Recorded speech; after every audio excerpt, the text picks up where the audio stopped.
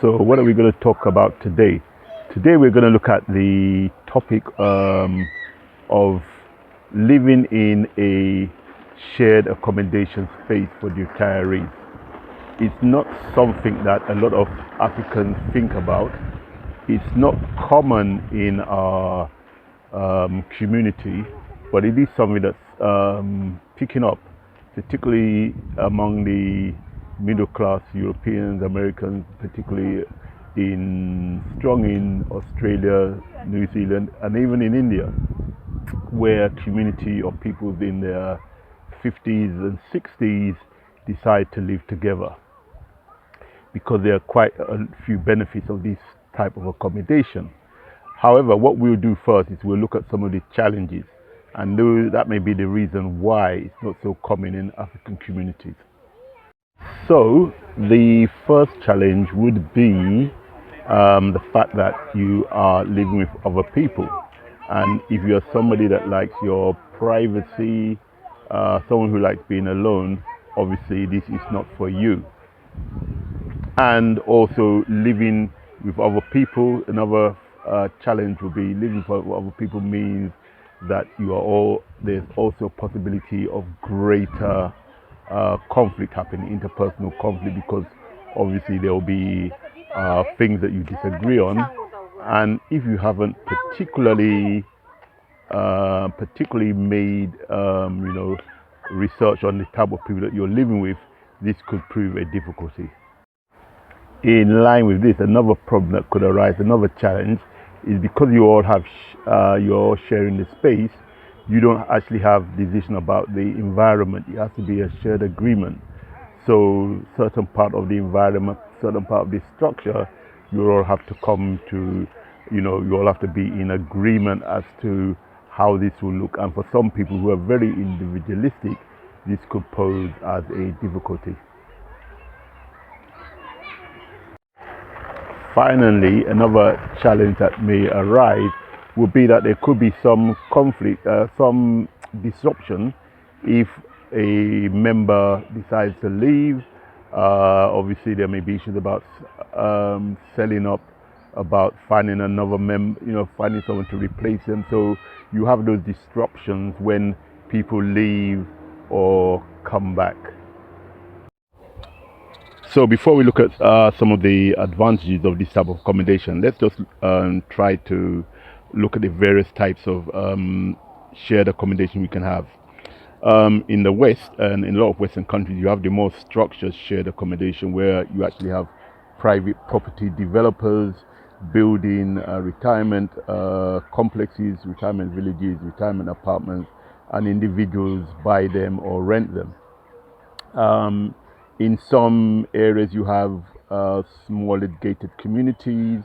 Maybe an organization has a small gated community, and then people rent, or individually, people of the retirement age may decide to collectively buy a block, buy a small set of bungalows, and have some collective living together. In fact, this is probably going to be the most common type of shared accommodation you have in Africa, whereby groups of friends, groups of acquaintances may decide that they will buy blocks of flats near each other and sort of share and live together, or they may actually buy land and build together. As I said, it's not something that's common, but it's something that we need to explore because there are quite a lot of benefits.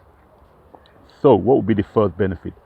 Obviously, the first benefit is it's cheaper because you share the costs. So instead of having to fork out a whole load of money, you spend less because you're sharing the costs, and this means that you have more funds left to enjoy your retirement. Another advantage, which is very important, is that one of the greatest killers of people of retirement age is loneliness. But if you're living in a shared accommodation space, obviously you'll have those connections, those friends, because you're all living together. So it means that you will all be, well, not all of you, but you within that community, you'll be able to find your friends, you'll be able to find people that you share common interests. And that brings us to another advantage. Common interest means that you can do common activities. In the more structured retirement villages, you have people who arrange them. They have full activities of things to do. And even in a smaller, privately run one, you can bring in people to run workshops. You can bring in people to do programs. You can organize trips away, etc.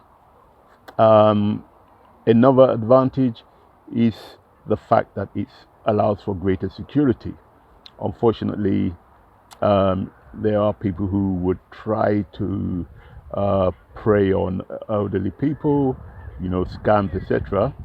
But because you all live together, you will be able to share, things that don't seem right, and the physical security of the fact that it's a structured village. There will be, if it's a gated community, there will be locks to come in, locks to go out, and even if it's a community that you have built, because you're all sharing the responsibilities, you would be able to sort of probably hire security.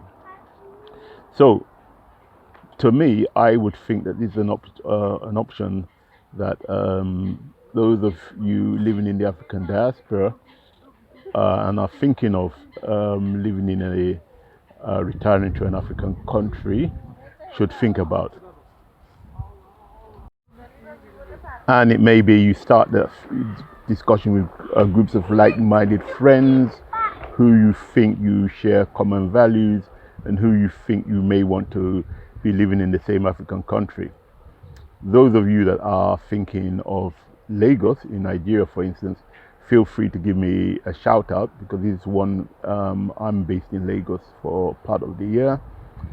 And it's one thing that I have been thinking about, that how do I go about working with other like-minded people, 55 and a plus, 60 a plus, people who have retired or people that are about to retire, and look at how we go about developing some form of shared accommodation. So if you're interested in that, give me a shout. So I hope this session has been useful. I hope this post has been useful. Remember, subscribe if you like it, share, and make comments. Please make comments so that I can have an idea of what topics you would like me to talk about. Even though it may be my personal opinion, I will try to do as much research as possible. So please remember to make comments. On that note, take care.